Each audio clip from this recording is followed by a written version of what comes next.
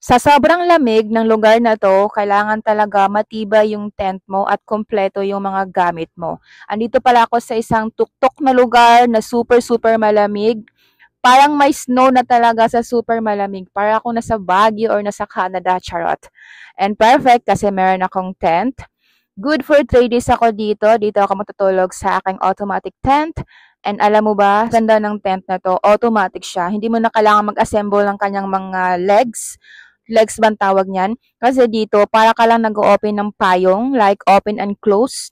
Like super, napakadaling i-assemble lang. Maganda yung quality niya, legit na matibay and waterproof, kaya perfect kapag nag-adventure ka. Good for 3 persons yung binili ko na tent, pero ako lang mag-isa ang matutulog dyan kasi gusto ko maluwang talaga yung kasya yung mga gamit ko at kung ano pang anik-anik na ipapasok ko sa loob ng tent habang natutulog ako. Kaya perfect! Kung mahilig ka sa adventure, kung mahilig kang gumala, indoor and outdoor activities, dapat meron kang tent na ganito. Yellow Basket is the K. Add to cart mo na yan. You must buy it now.